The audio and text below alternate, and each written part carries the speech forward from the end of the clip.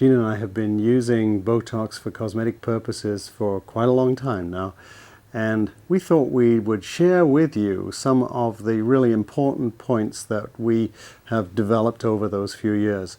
So Jean, why don't you start off and tell me what's the one that's on the top of your mind?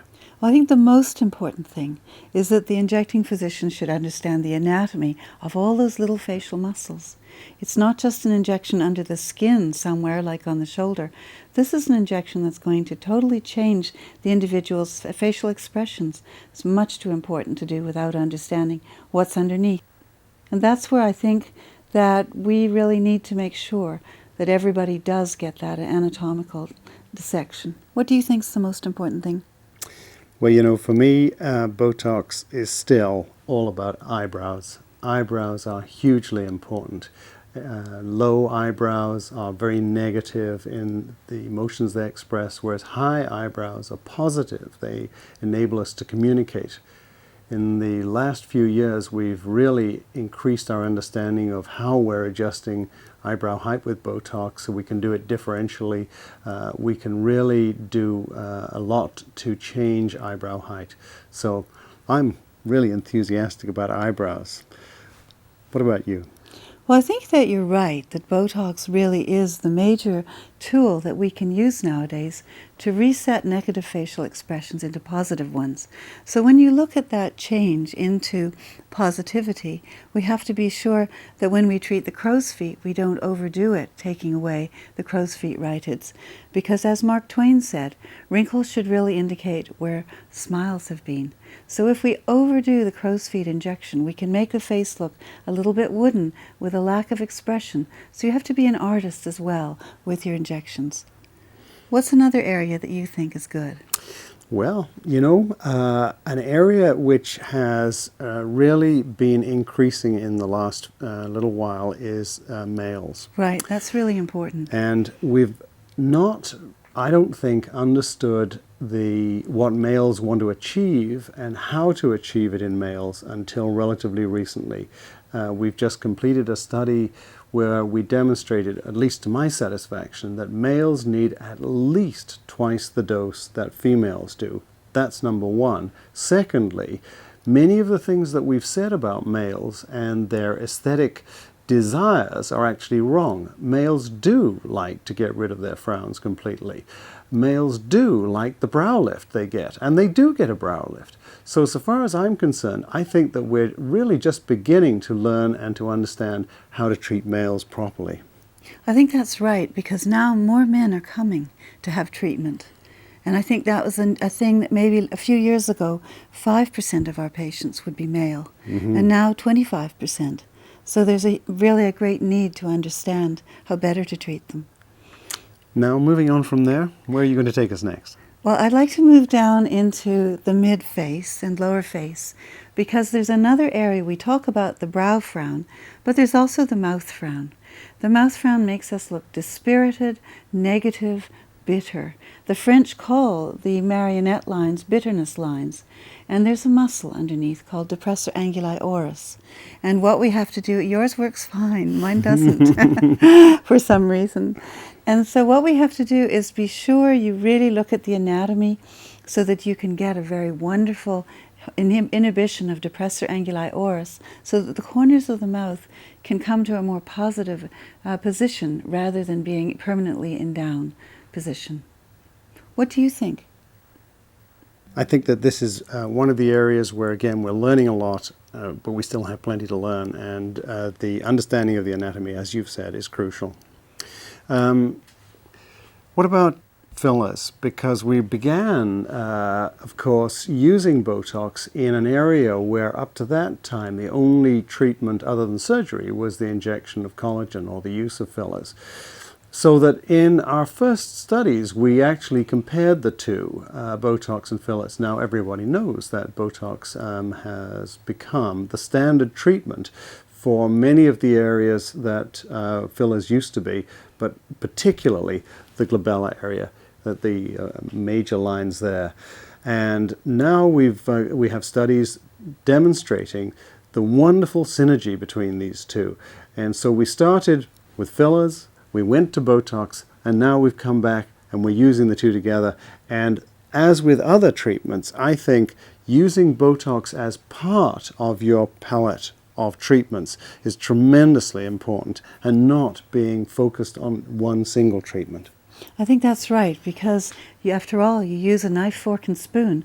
Why would aesthetics be all that different? So tell us about some more treatments that we can use with Botox. Well, we found actually, when you're talking about adjunctive treatments, that using Botox with non-ablative resurfacing techniques, as well as with fillers, to be particularly powerful. We just finished a big study showing that with intense pulse light, that the Botox effect not only polishes the entire aesthetic event, but it also seems to have a synergy in the treatment of telangiectasias, lentiginous, and also skin texture.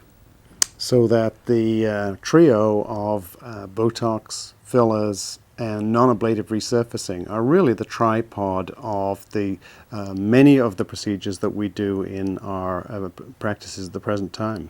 I think that's true, and I think because those procedures are more or less no downtime procedures, younger individuals who are starting to see changes in their faces, they may be 34, 35 years old, and noticing aging changes, because there is no downtime, they're able to come in and have those treatments. Now maybe later they'll require more invasive treatments, surgical treatments, but at least they can start the maintenance, because they're going to be living twice as long as their grandparents. They can start it younger. Well, finally, the last point I would like to make refers to the dilution of the vial. Two things. Firstly, we've done some studies and we've demonstrated that 1 ml per vial to 5 ml per vial, it really doesn't make very much difference.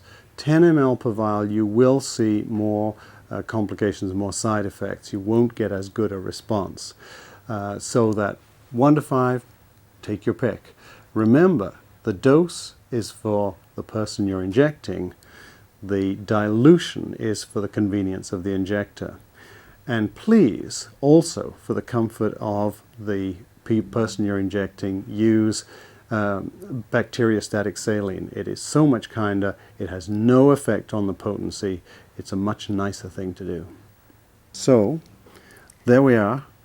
A number of quick points. Some points we hope that will help you as much as they've helped us. And we hope that you'll give us feedback on how you are enjoying your Botox practices.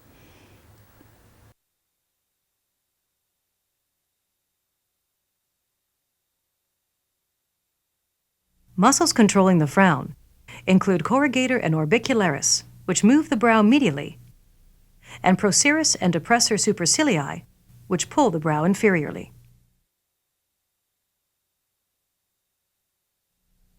We use 7 injection sites when treating glabellar frown lines, and vary the dosage according to the individual brow. So we start off with an injection into the procerus, which is going to be at the intersection between the medial canthus and medial brow on each side. In an average female brow without a great deal of muscle mass, we use a total of 25 units of Botox. See it there? Feel it there a little bit? We're just gently putting it in. It's like anything. If you put it in slowly, it's a lot less stingy than if you put it in at a real hurry. And then we just gently massage the bleb across the bridge of the nose, slightly increasing the diffusion circle so that we get into some of the depressor supercilii muscle. Now we're going to inject the medial head of the corrugator, and we lift it up. We can see it here. Our landmark is the medial canthus, and so we're lifting up. Be sure you use the medial canthus as the landmark, because otherwise you might be fooled, because people shape their brows, and brows can start more laterally. The apparent brow can. So I'm just going to put 6 units into the head of the corrugator, again very slowly.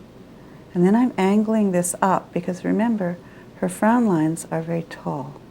So we're going to go up like that. So now we've treated the entire medial head of the corrugator. And we'll do the same on the other side.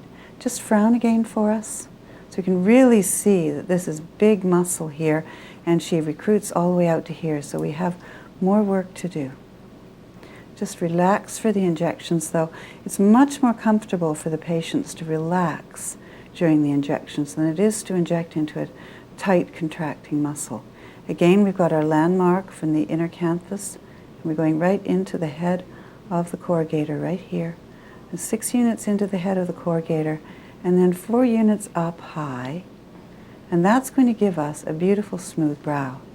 If we get a little bead of blood like we did there, and it's very common, I usually put a tiny bit of pressure upwards, but I don't let the patients manipulate their brow themselves here, because I don't want to push the botulinum toxin down into the levator muscle of the upper eyelids. So usually it stops very, very quickly.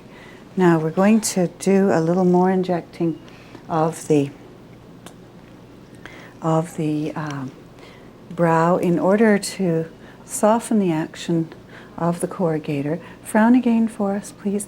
We can see these lines here. These are very important lines because they tell us that there's active muscle here. If we only use these 3 injection sites, we would have Collie coming back saying, well, I like it here, but I can still frown over here. Now this is where it's very important that when we treat the rhytids here, that we palpate the notch. We all have a notch here, sometimes it's very shallow, the supraorbital notch. And we want to inject approximately 1 centimeter above that notch, simply because of the botox diffusion circle. If you inject, as it's so tempting to do, into the brow, then the diffusion circle includes the levator of the eyelid. If we inject above the brow, the diffusion circle includes a little orbicularis and frontalis, but you also get the lateral portion of the corrugator. So we'll do this also on Collie's left side. Again, I'm palpating the notch and I'm injecting approximately 1 centimeter above, and I'm just injecting through the skin. I'm not going down to periosteum and bouncing back, as has been advocated by some authors, because I think you can tell you're in the muscle just by going through the skin, and it's much more comfortable for the patient. You're going to feel my thumb between your eyebrows, and we're going to have the first injection right in between the eyebrows. When there is a greater muscle mass, a total dose of 35 units or even higher is necessary. It stings just a little bit as it goes in. There you are, well done. Now you know what it feels like. You've been wondering, haven't you? I didn't feel anything. Oh, good. I like that. Little massage. Now, I'm just going to put my thumb under your eyebrow, and we're going to have the second injection right in there. A little bit more there. And another injection above your eyebrow on this side right now. There we are. That's that. Finished that first syringe. How you doing? Fine. No problems? No problems. You're great. Now, in males, we usually add an injection laterally, straight above the lateral canthus and just above the orbital rim, because males seem to recruit out into that area more frequently than females. Now, I'm going to spin your head around a little bit so I can see, but again, keeping your chin down. Chin down, that's great. Is that good, Anne? Yes, it is. And again, my thumb underneath there. Okay, a little sharp.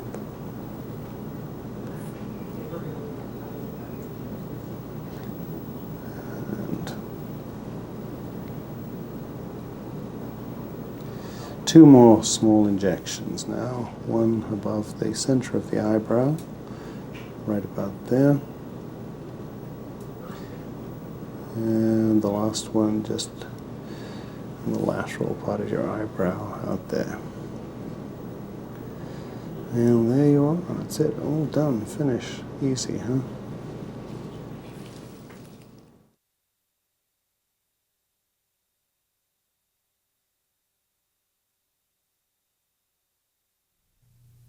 The medial brow depressors are corrugator supercilii, procerus, and depressor supercilii. The lateral depressor is the lateral portion of orbicularis oculi.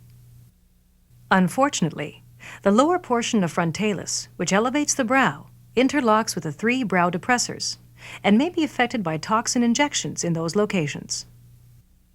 However, the bulk of frontalis is superior to the brow depressors. So, keeping the injection sites low should prevent brow ptosis. We treat the brow depressors alone to elevate and preserve the natural shape of the brow. There you are. And we'll just very slowly and gently. Are you okay? Inject 7 to 10 units of Botox in the glabella at the midline. Are you okay? Mm-hmm. There we go. You're doing really, really well. That's really excellent. Then inject once on each side into the superolateral eyebrow, where orbicularis is curving inferolaterally outside the bony orbital rim at the temporal fusion line. The tail of your brows. If you look at Kelly's brows, here's the temporal fusion line, and this is where the orbicularis goes from being horizontal to being vertical. And you can see she has a little bit of lateral brow ptosis. So what we're going to do is give that a little lift with the Botox on each side. So just where the temporal fusion line crosses the brow, we'll put 5 units in there. Sorry, Kelly, are you okay? Mm-hmm. Well done. You're doing really well. And turn your head this way a little bit. Yes, and right in here. Sorry, Kelly. I'm glad we had the headrest there for you. Mm-hmm. There, My you flight okay? conference kicking in. There. There, you okay? Yeah. Okay, you're doing really well.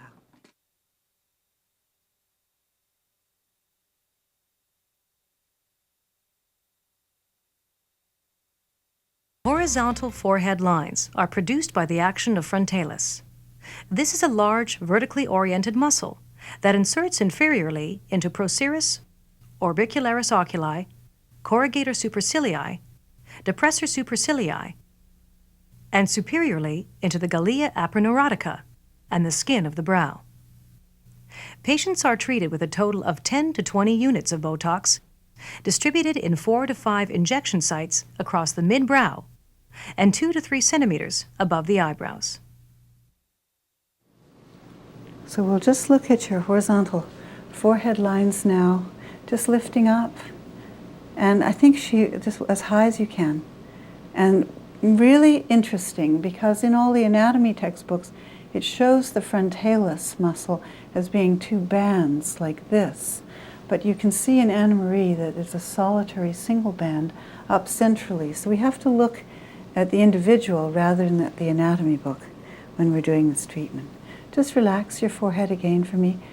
She has a high forehead. Most of the musculature is central. That's where we put the Botox. In patients with a narrow brow, that is, less than 12 centimeters between the temporal fusion lines at the mid-brow level, we use 4 injection sites. 2.5 units in each injection site. Well done. You're doing just great. And we'll do mid-pupillary line here again. And that's, now we're going to do some massage and move it around so that feels better, doesn't it? Yeah. I'm now going to inject these horizontal forehead lines across here. And I'm just drawing an imaginary line across here. And raise your eyebrows up for me. And we can see Yasmin is raising up right out to here, so that I come in a little bit from that. Relax now. For those with broader brows, we use 5 injection sites and a slightly higher total dose. 3 units. And now, Yasmin shows something really interesting. Raise your eyebrows. She clearly has muscle action here in the center. And so it's very important for someone like this to inject in the center. 3 units there. And now 3 units in between those 2.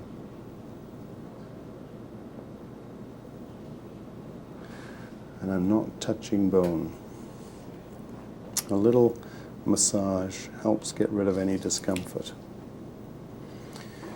Okay, and now I'm going to roll Yasmin's face like that. Raise your eyebrows again, and we can see that she's got some elevator right function right out here. So I come in a little bit from that, and we'll put 3 units in there. I'm not touching periosteum. And then the last 3 units right in between that and the midline one. And again, I'm going to massage that so as to just spread the effect and make sure we don't get any bruising and get rid of discomfort. We always treat the brow depressors at the same time as frontalis. That is, the same technique as for a brow lift. Even with this cautious approach, we still see a minor degree of brow ptosis in a few patients, or occasional swelling of the upper eyelids. Individual treatment may be needed to achieve the optimal result for those with higher or wider brows. And you see that she's not the classical textbook anatomy where there's 2 bands of frontalis. If we don't treat this central area, Liz will come back and say, why do I still have these lines right here? So we've got a nice high brow as well. So I think we probably will need to do 2 rows here to get the kind of distribution here. Plus, if we put Botox only in here, Liz will not be happy because she'll get brow ptosis like that, which is not, up is good, down is very bad. So we're going to protect by putting some Botox into the brow depressor muscles first. And just frown for us, really squint your eyes. You can see we've got a couple of reasonable furrows here, and that's something we can just soften right away. So we'll do that right now for you and do this, and then we'll come on to the other areas. So I'm just going to put a little bit in here now, Liz, okay? Just going to lift up your, soften the effect of your medial procerus and your depressor supercilii here. So that was 10 units of Botox I put in there. And now we're just going to, Liz has nice symmetrical brows. We're just going to work. She hasn't had them injected like this for, it's sometime last year that she had the full treatment like this. I think there was a little tiny tune-up somewhere in the early part of this year, but long time ago. You okay? I'm being very brave. You are. It's brings tears to the eyes. I can see that. Are you okay? Do you want to have a rest? Are you okay? No, I'm okay. You all right? That was interesting, that one. It stings, yeah. A little bit. A lot, right? Yeah. There, just be really, just right there. Wee little pinch, just there. You okay? Well done. Now this one stings just a wee bit. There you go. Now those are the hard ones. And you've done those. That was excellent. Thank you. So now we'll just get you to frown again, if you'd be so good. You can see that Liz recruits all the way out to here. And just relax again, please, Liz, because we want to get the corrugator here, which is just under the brow here, but we don't want to give Liz ptosis, so drooping of the eyelid. So we're just going to put in 2.5 units just here. And there we are. And we'll do the same to match on the other side. So we have now treated the whole of the brow depressor musculature.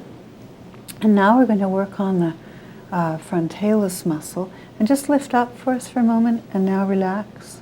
So we're just going to do 2 rows because Liz has a very high forehead and we don't want to just treat a band and then have a band that's left that's still a concern. So we'll do little intradermal injections here of about 2 units in each. You can see Liz is being very brave because these do sting more. And we'll just do the second row up here. That's excellent, Liz. You're doing so well. Almost done here. You get your massage in just 1 microsecond. I'll give you that to hold, Christy, if you would. There we go. That feel good or what? It's a relief, isn't it? Yeah.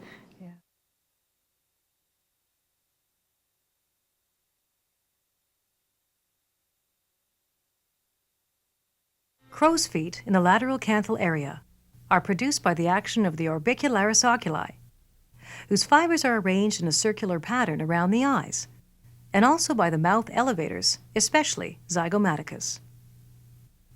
Contraction of orbicularis is necessary for forceful closure of the eyelids.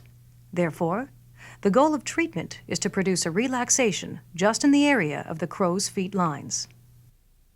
Parts of this muscle can be weakened selectively, while broad sections are relaxed with multiple injections. We start with 12 to 15 units per side, distributed among 2 to 4 injection sites. And now I'm just going to roll your head that way. Big smile for me, and you can see the muscle in here that we want to treat. And I've got 24 units here, so I'm going to put 12 units each side. And here is the lateral canthus, and I'm coming 2 centimeters horizontally, and that's where, smile, you can see this muscle. Relax. So, and I'm injecting very superficially, just in through the skin, much more superficially than elsewhere, and you see that little bleb? And now, there's the lateral canthus, 2 centimeters, and now we're coming down here to complete a 2 centimeter equilateral triangle. And so there's another 2 centimeter. Again, a very superficial injection. There's blood vessels just waiting to do their trick underneath there. And I actually start off intradermally, and that's 7 units there. And now I'm just going to massage those 2 areas. So that's a little more uncomfortable injection technique, but it avoids any bruising. Great. And now I'll roll your head over this way for me, Rosanna. Same technique over here. There's the lateral canthus, so we'll go horizontally 2 centimeters and see the angle of the needle, and just through the skin.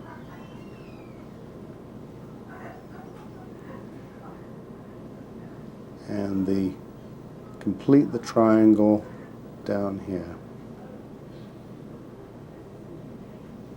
And another 7 units. So that was 5 units for this injection here. And I'm massaging, and 7 units down here. I'm massaging away from the orbital rim. Just a little gentle massage so we don't get any bruising.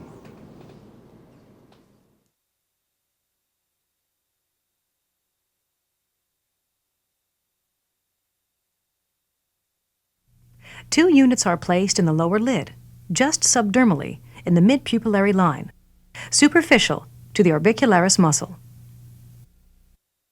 And Kelly has had her crow's feet treated, and it's a beautiful result here in the outer crow's feet. But the inner crow's feet, she does have some lines when she activates. And smile again, and we can see exactly the same pattern over here. So all we need to do is to just put a tiny amount, and for the inner crows, look up to the sky. Her snap test is excellent on each side, so we'll do a little bit, 1 unit, 3 millimeters below the inferior ciliary margin, and 2 units here. And this will soften the lower lid. It pinches just a little bit, okay? Look up to the sky for me. Little pinch coming just now. You okay? Mm-hmm.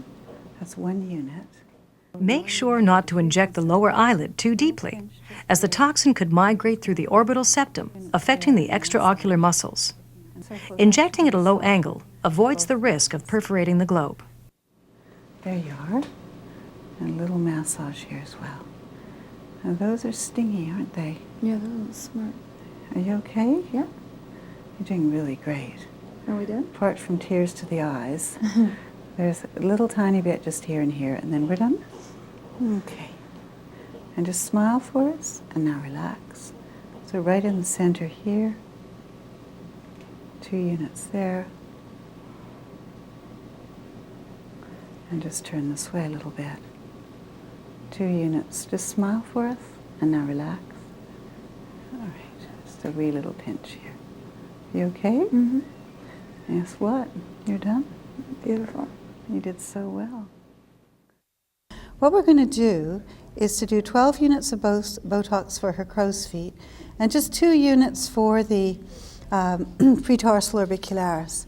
And I want to show you the snap test first. Just looking up to the sky, Roberta, and I'm just going to gently tweak the lid down. Can you see how briskly it snaps back up?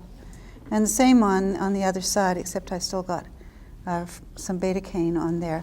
So what we have is a nice crisp lower lid, and she has a nice normal tear film as well. So first thing we're going to do is to inject the pretarsal orbicularis. And what we have here is the B&D 30 gauge needle on the 3/10 cc syringe. It's a 7 millimeter 30 gauge needle. And I don't know if you can get a picture of that, but you can see that there are only 2 units drawn up in it. And the reason we've done it this way is because when we're just teaching this, we don't like people to start with, say, 30 units in the syringe in case they found the plunger to be sticky. So we know that the most Roberta's going to get is 2 units here. And we just ask her to look up to the sky and just keep looking up. And it's very important that the angle of the needle is tangential to the globe, like this. We don't want to do this because all of us have had patients who occasionally sneeze, and we wouldn't like to think of the needle going anteroposteriorly. So just looking up, there'll be a wee little pinch just here, and then a little bit of a bleb coming, and it's done. And you can see it's very, very gentle. And we usually just, thanks Helen, we just usually use a little Q-tip to just gently massage over there. And the thing is, when you use the betacaine on the skin of the lower lid, it's only 80 to 100 microns thick, so it really numbs it quickly. That's really very good. So we'll do the crow's feet injection on this side. So we're going to do 4 injections of 3 units each, and I'm just going to turn your head, Roberta, a little bit. And I'll get you to smile like crazy first, and now relax. So the crow's feet spread from here to here. And let's look at our landmarks. First of all, this is the bony orbital margin right here. So we know we want to inject outside the bony orbital margin. We know that the zygomaticus major inserts here on the zygomaticus notch. So if we want to inject around here, we're perfectly safe because we're a centimeter above. And remember, what we don't want to do is to inject when she's smiling, because just watch my thumb. Smile, please, Roberta, and now relax. See how my thumb comes down? We could, if we injected while she was smiling, inadvertently get into the zygomaticus major and give her a mouth droop, which would not be an aesthetic thing to do. So we're just going to inject. My needle is angled very slightly away from the bony orbital margin, sort of up and out, and I'm putting in 1, 2, 3 units just there. And you can see there's a small little bleb. Now, I learned this from Rick Glogow and Arnie Klein, that when you get thinking, she's got very delicate skin, what about avoiding getting any bruises? And if you look here, what I've done really is a deep intradermal injection. You can see the bleb here. And I'm going to actually just turn your head very slightly and do the lower injection just here. Same thing, there's a huge plexus of veins here, and it's really wonderful to avoid them. So we're just going to put a little bit of pressure on this side. If you would very kindly just put a finger on there for us, Roberta. So we're going to repeat the process on the other side.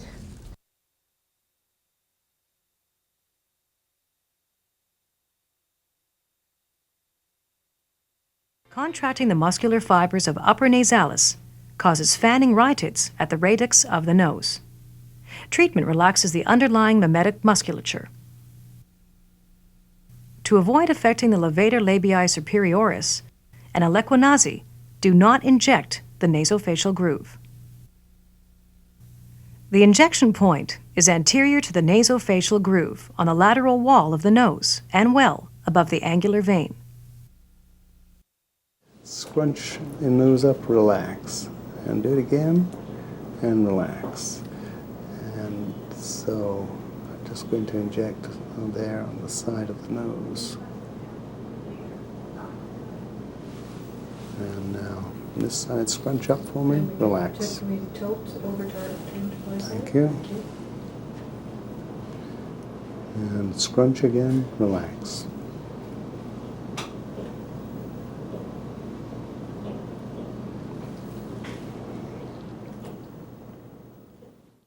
Really scrunch, like that's right, like a total face scrunch.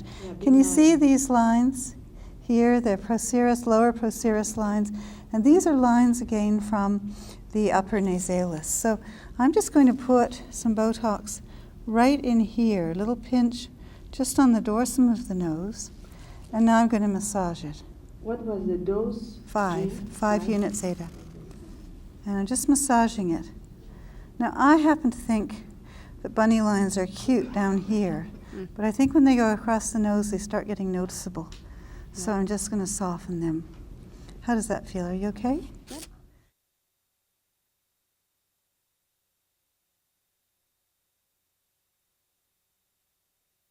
The repeated purse string action of the orbicularis oris muscle exaggerates and emphasizes the lines on a daily basis.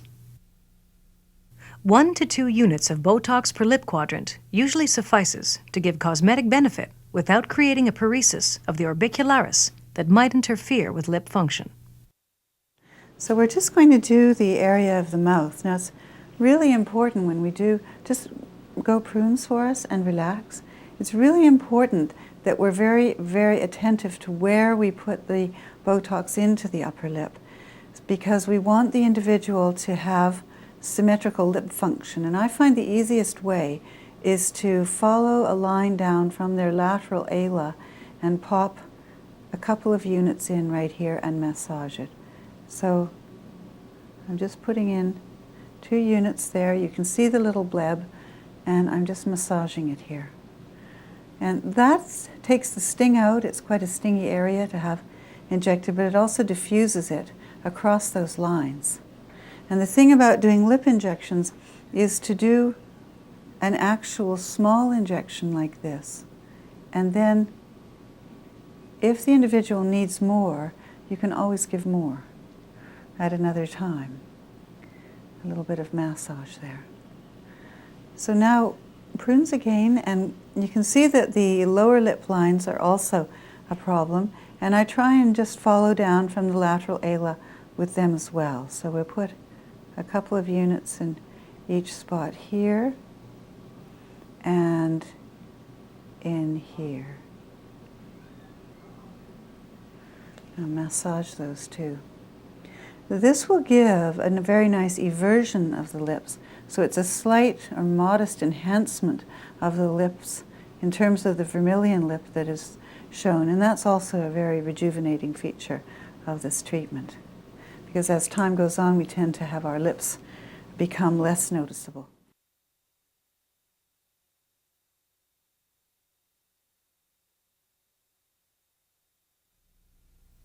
The downward movement of the mouth corners is caused by the action of depressor anguli oris, while the upward motion comes from the zygomaticus major and minor. Weakening the depressor allows unopposed elevation by the zygomaticus muscles. We can just talk about the mouth frown finally. Can you curl your chin up for us, Pia? She's got a fabulous mouth frown here, and so that this is where we're going to inject mentalis. Now let's use the other camera, and I'll see if I can show you things. Pull the corners down, and come on, do it. You get the gold star, Pia. She's fabulous, isn't she? Yeah. So that marks the posterior margin of depressor anguli oris. The problem here is that from the anatomy diagrams you saw earlier, depressor anguli oris goes in this sort of direction, and depressor labii inferioris goes like this and is right underneath much of depressor anguli oris. And that's why we are constantly having problems with depressor anguli oris. And that's why we come right to the posterior part of depressor anguli oris and allow it to diffuse in. Now clench your teeth for me, Pia. And this is the anterior margin of masseter, and you can see the two are really close together, so that many people can't voluntarily depress the corners of their mouth. They do it all the time. You sit there watching them and they're doing it. So that's why I find masseter to be a more reproducible landmark. So I'm just going to slip this needle in here, and we'll put 3 units in there and give it a little gentle massage.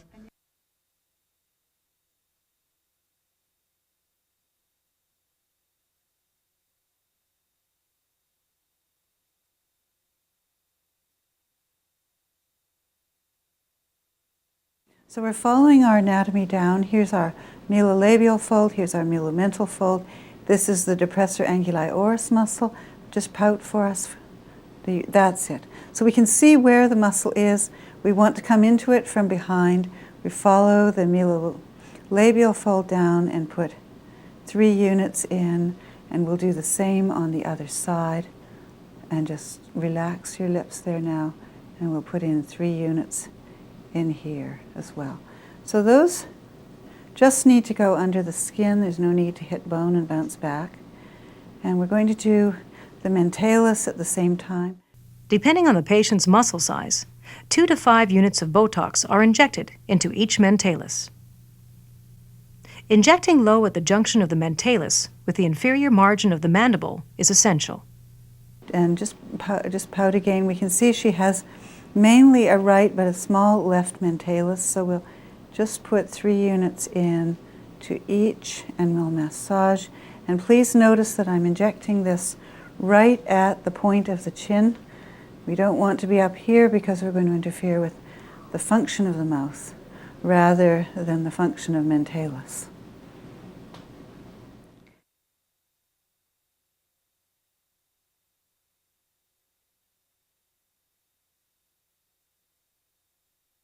With aging, the neck often develops horizontal lines of skin indentation. These are due to the subcutaneous muscular aponeurotic system attachments in the neck. So we can see that the lines that are here in the neck are very obvious at the moment, and they won't be once we've injected with Botox. And these are due to attachments of the SMAS, the subcutaneous musculoaponeurotic system. And when Jackie swallows, you can nicely see how the skin indents further as she swallows due to the action of the muscles. So we're going to make an injection of 8 units of Botox along each line here. These are the cosmetically relevant lines here, and this is the scar that has been so bothersome to her. Now I usually stretch the skin apart a little bit, just here, and a little prick will be coming now. I'm just going to inject a little bit of Botox intradermally. I'm putting in 2 units there. You can see it's not bleeding. It's very nice. And she's on Advil, so this is something that always concerns us when people are taking medications that might be platelet antagonists. But if you use the trick here of doing an intradermal injection, it stings a tiny bit more for the patient, but that's a very short-term thing. Just turn your neck a little bit, Jackie, compared to having a bruise that's going to take a couple of weeks to settle down. So you'll notice that we are bracketing this whole area. Botox has a diffusion circle, so that we're putting these relatively about 1 centimeter apart, and there's going to be some nice diffusion there so that she will have a lovely softening of this line. Because this is the scar that worries her, I'm going to put a little bit more right at that area, just to give more of a correction to that area. Now we just massage a little bit, and you can see she's not bleeding much. There's a pinpoint area just there. So now we need to treat her lower line, and we'll do that right away. How are you doing, Jackie? I'm good. You good? Okay, you're very good. And we'll just do the same thing so that now she's going to have a beautiful clear column here. And again, we just spread the skin slightly and inject intradermally, a little pinch, and pop in a couple of units there. And stretch again. Again, we're injecting fairly regularly apart because we know we're going to see the diffusion circles, which are going to marry the whole response together and give her the kind of results she's looking for. Now, you can see we've done a nice job here just on the anterior neck. I think we should possibly do a little bit on those deeper lines above, just to the side. So we'll put a little bit, 2 units in each of these places. Each of these injection sites is being 2 units of Botox. And there we have a nicely injected necklace line treatment so that you can see the wheals from the intradermal injections, and there are a lot of veins subcutaneously in this area. So this is a very nice way to do this technique so that people are not going to have a bruise that they have to disguise over the next little while. Now, I mentioned earlier that Jackie's on Advil. I think it's worth mentioning that a lot of people in our population are taking medications which they may or may not realize thin their platelets. And so we just get Jackie to put some pressure on this area with a little gauze. I think people are more comfortable pressing on the neck themselves for obvious reasons. And just pressing for a count to 100, and there won't be any bruises, and you're on with your day.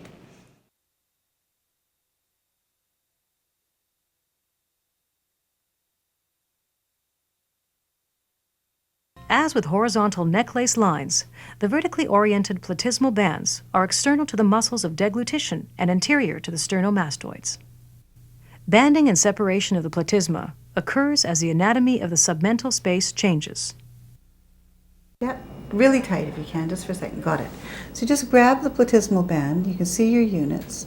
I'm putting 5 units in to that part of the band. Okay. And just tighten up again, Clelia. There we are. And a little further down the band, I put in another 5 units. Now you can use an EMG machine, but it's quite easy to feel the muscle with your fingers. And just tighten up on the other side for me, a little bit more if you can. Tighten up here. That's right, good. And I think this band just needs about 5 units. There we go. So that's great. So do you want to slip the ice on just for a second? There we go.